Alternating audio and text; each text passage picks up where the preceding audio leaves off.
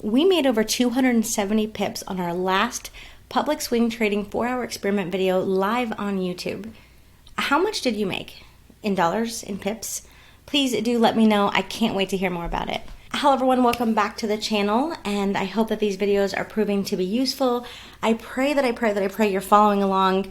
Maybe you're just learning trading, investing. Maybe you're just kind of getting familiar with, brokers and platforms and everything in between. But this industry can literally change your life. So tonight, we're not going to do anything super special. It is Halloween after all, and we're recording these live. So I'm going to go pass out candy here in a second. But of course, we have to go over how those trades did and look for a couple of new setups. So before I do that, disclaimer just says everything we discuss on this call is for educational purposes only. Please make sure that you treat your investing as if it's yours. You are 100% legally and financially responsible for the decisions you make. Pretty simple, right?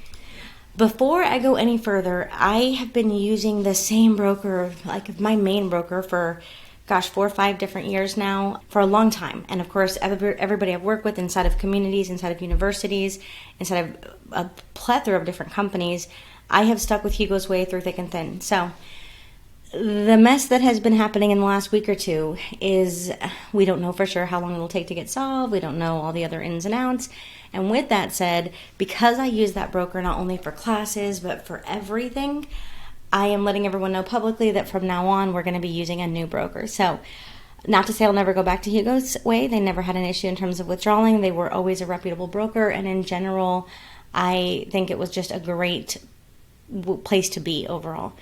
But right now they're in a storm. So losing licenses and other things, they just need some time to work out the kinks, and then we'll decide. But for now, and probably for the foreseeable future, I will be using Hero FX on all of these public trading calls and the swing trading experiment, as well as everything I do behind our closed doors for the community.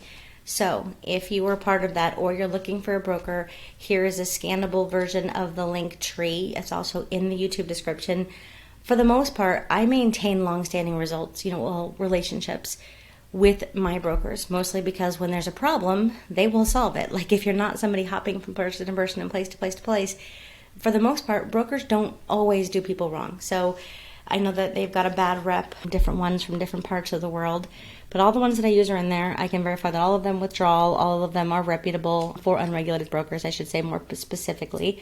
But Hero is going to be where I do most of my day-to-day, kind of bill pay, kind of basic compounding, everything else. So also on that broker, if you're within the community, any copiers, EAs, and trading accounts, everything is going to be linked to that particular broker. So if you're not yet affiliated with them, please make sure you click on that link. And of course, high leverage, I'm still using AFX, although I have not been as heavily active on AFX as of late. Not to say that they're not a great broker. Their spreads haven't been as lovely as I want during session crossovers for how I'm trading, but otherwise, depending on your management style, love AFX as well. LQD, Hanko, all of those links are of course in the link tree, but there you have it. I had to go through and make sure that we had all of this down pat. Now with that said, give us a couple weeks to kind of just acclimate, because we know different brokers have different values, different ways of calculating things, and I know that that's such a sticky point for some people. They're like, well, this broker is only worth this, and this broker it's this. Obviously, that's going to change a little bit. In general, we've pretty much used Hugo's Way as the gold standard for all pip counts, for all values, for many years. So a little bit of flexibility there. Obviously, your independent results, monetary value, pip value is all going to be specific to your broker no matter what. So just something to kind of think about. Now for the good part. I made a video kind of going over the challenge, and of course we had some great results. We had a lot of cool people. We gave away $1,000, all great things. But I also made a video of what that was actively worth. Ooh, I'm getting ahead of myself. Let's see. I pulled this up so it was all ready for you guys, just to show you this is the broker. Link is in the link tree as well as the YouTube description. I was going to make a video of how to do this, but let's be honest, I am not a video person, a video editor in any sense of the way. So I'm going to leave this to the experts. Every video you can need is already done. It's already right here. So if you're running into a wall, you're struggling a little bit, click on the link in the link tree, and this will walk you through anything that you're maybe not super familiar with. Of course, if you're baby stepping into the industry, you can of course start with a demo account. Account types is super important as well. Maybe. I wanted everyone to know I'm using raw spreads. Obviously, it's going to be super up to you of what kind of account you want. But I had to at least show that, because making a video when they've already done it and done it better, not necessary. So that's on the broker topic. But now back to the pips. As you guys know, 2 weeks ago, we went ahead and started kind of showing you a little bit about what, if you risked X amount of percent at what kind of account size, approximately what that would equal, right? What your account balance would be at approximately today had you caught all those pips. We also kind of went ahead, we have our average win to loss ratio in terms of pips, but that's really, it's really a fluid thing because obviously NEO moves like 2 pips and US 30 moves like 3,000 pips to give you an idea. So that's a pretty big difference, but that's what it is pip count wise. So we're going to try to start normalizing a little bit of what the actual risk to reward was on that trade to show people, okay, at this level of risk, at this average risk to reward per trade, at this starting balance, if you risk 1%, this is, where you'd be at. If you risked 1% on a $10,000 account, if you risked 5% on a $10,000 account, that's not a bad way to be. So you guys know we started this little 4-hour experiment just using the same strategy I use in the morning sessions. It's the same thing. It's nothing super special. I mean, I still look at price action and I still look at what I call areas of interest. My eyes just see them really well. But other than that, it's the same exact strategy, all of which we go over and over again. But these 4-hour calls is just to show you that if you stop overcomplicating things and stop with the poor management, no management, over leveraging, over trading, you can be like uber successful. And I don't even mean Maserati, I just mean financial freedom. Just a little bit of financial peace, right? But last week we had only 2 trades. Before I go any further, this is not the best view. There we go. Close enough, as close as I'm going to get it. First things first, obviously we need to change the whole Hugo's way as our basic point. So we need to keep addressing that over and over again just to make sure nobody misses it. Secondly, the more I keep track of this, please know that some of these trades are good and have been good for like a really long time. For example, the CAD pairs particularly, they took a long time to play out, but man, this moved to hundreds and hundreds of pips. Go back to that video, go look at that entry point and look where it's at now. EuroCAD, NZD-CHF hung out for a long time. Of course, we caught both directions, several of the CHF pairs. We got the buy up and the sell down, and we're looking for the buy up today, blah, blah, blah. So a lot of these trades, whereas like, for example, Euro USD, I'm still looking for a new entry this morning. I'm still looking for another entry and holding my current position. So as of now, 2 weeks later, this is what its average is, a 1.36 to 1 risk to reward from where my stop loss was. But overall, it still has more room, and we're actually at a great entry point. So to give you an idea, this is also going to be biased. No amount of this information is going to be exact. So, of course, I had to go over that a little bit to kind of keep your eyes open. Odd CAD, same thing. EuroCAD, GBPCAD, go look back at last few videos, and you'll find that to be definitely the case. Look at those entry points and say, hey, wait, where is this at? How many times could I have re-entered? How could I have managed that? How could I have scaled in or scaled out? If you took a 5% trade on the first one and then you took another 5% trade after having scaled out 5, or 50%, there's so many options. It's absolute insanity. So far this year on this path, we've got over 15,000 pips in total. On this, it's showing a 2.71. Really not super in love with how low this is going to go if I'm counting them all this way and I'm not holding them for the right amount of time. But average win to loss ratio pip-wise is 4, which that's great, right? And at the appropriate lot sizes, so now I'm going to zoom in because now I can, right? At a 0.1, right? So that's a 0.01 lot size, which is worth 10 cents a pip. In general, broker, specific, we know your currency based off of your broker all going to be a little bit different, but that is not bad considering that's taken us very few hours overall. Very few hours. Actually, I think now we're up to week 12. It's about 20 minutes to give you an idea. So that's 3 hours it took to make this. 3 hours. That would be a 0.01. That would be a 0.1. This would be a 0.5, right? And this would be a 1.0 on most standard brokers, pairs, US dollar value. You guys get the idea. But just so you guys can see, this is not nothing. That's something. If you're starting with a $500 account, I'm going to zoom in one more time. You're starting with a $500 account. What are those 270 pips worth to you? Well, they're worth an awful lot. To give you an idea, $500 account with a 1% risk, had you been here for these 3 hours, 3.5 hours, right? You've already doubled your account. You've literally made 100% gain on your investment. And Wall Street's offering you like 6, 10, 5 if you include all the fees in and out and the management stuff, right? That's on a good year, not including all the down years. So I pray that people are realizing that. I pray that people are seeing what's possible. And with that in mind, we are going to go over to This is going to be a mess because I got to go broker to broker. But let's go take a look at the trades for this week and review this. So we've got Euro USD and odd CAD. Remember, we're going to be switching brokers now. Okay, we're going to have to bounce around a little bit just to kind of go in and out. But I've got to stay on Hugo's way for now because this is where we marked it up and we're going to stay true to form. So Euro USD 4-hour time frame. We were looking at the golden strategy. We were looking on the 17th. Today's the 31st, right? Since where we've called it, right? We were looking right here. Remember, our stop loss is structure anywhere in this range. You guys are going to have to decide based off of your own risk tolerance. I typically like, oopsie, a couple fractals back. But let's see. This has moved over 115-ish pips, right? It has yet to make a lower low, okay? It has yet to break this structure. As of today, I'm actually still looking for another entry. I'm looking to buy this back up when and if. I've already taken my position on GBPUSD this morning, but I did not take my Euro USD additional positions. I still have positions holding and open. I've already closed out of multiple positions, scaled out of positions, and taken new ones along the way. To kind of give you an idea. So beautiful overall trade, not a bad way to be.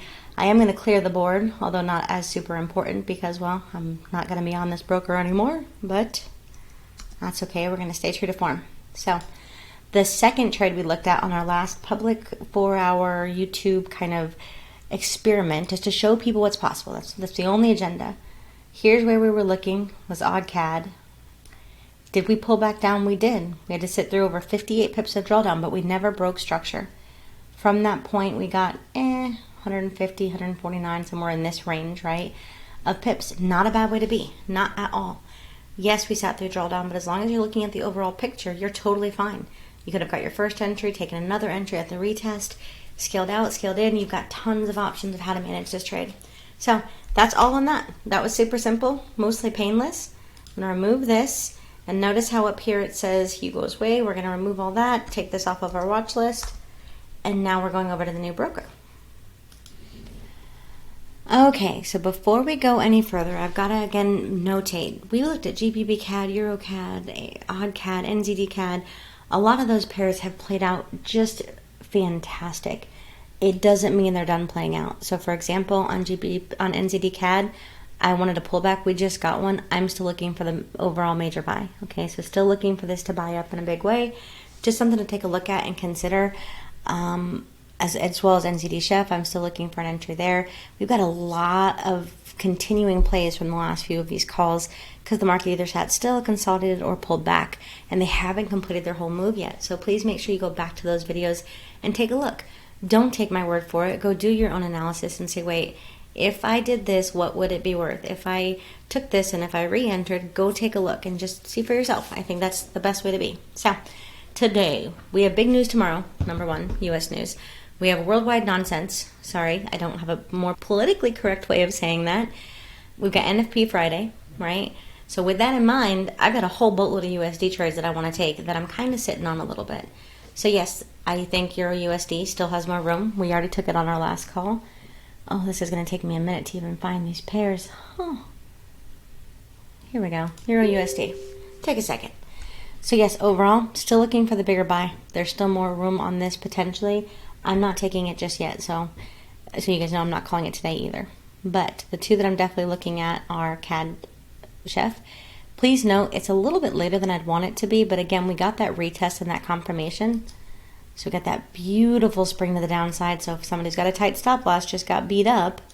But what I'm doing is I'm looking for my buy. So I'm going to go ahead and drop this here, taking an active order right here. I'm going to make this green. Make it solid line, so not perforated. Active order. Using a crosshair, well, a vertical line for the candle prior to the one that we're on. So looking for an active buy on CADCHF. Where I'm looking this to go, first off, let's look at the big picture. So if all we're getting out, let me use my cool tools I've got here. Cool tools.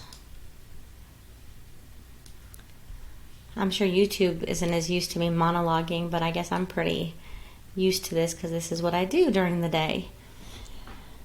This right here is only about a 1.5 to 1 to give you an idea if you entered right now because of how far away that stop is. Can you decide now that we've already got that retest out of the way to put your stop loss below this structure, this most recent fractal? Absolutely. Now you're at a 2 to 1. Not bad, not bad. I'm at a bare minimum looking for it to break this level, retest, and come all the way up to here. But overall, I think there's even more room on the table than that. I'm looking for an 68% retracement of this big drop, and then I want to see what kind of decision I'm going to make. That gives us an awful lot of room. To give you an idea, that is a lot of pips on the table. So I'm not saying this is going to play out instantly. I'm saying it's going to play out well. So please do take at your own discretion. Put it in your paper trading account and just see how this plays out. CADCHF has been moving very smooth, I feel like, lately. And either way, that's number one. Number two, I'm a little hesitant because look at what we have. We wicked up, we wicked down. I'm going to zoom in just so you can see. We wicked up, we wicked down. We got our bullish. We've retested it. Overall, I'm still following the same golden strategy. I'm still saying I'm looking for a buy. I have to preface yet once again that, hey, we always protect within about 1 ATR on the 4-hour time frame particularly, right? Because that's the time frame we're trading on. If you're unfamiliar or don't have access to an ATR calculator, don't want to do it yourself using the one that's installed originally on MT4, cool, then use 25 to 50 pips. I would lean closer to 50, but some of these pairs don't have high ADRs, so I can't say 50. Some of them have really low ADRs, in which 25 would still be a stretch, right? So my preference is always 1 ATR. My second is going to be 25 to 50 pips. You're protecting no matter what. Lean toward 25 if you're pretty new.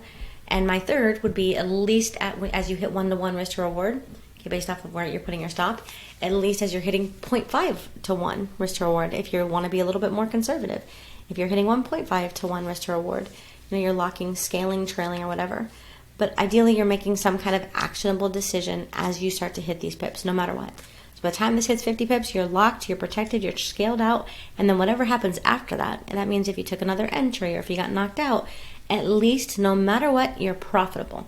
And that's really the only purpose here, right? Is just to be profitable. So we shall see. Like I said, there's a lot of other USD pairs that I kind of love, and unfortunately, this is odd USD.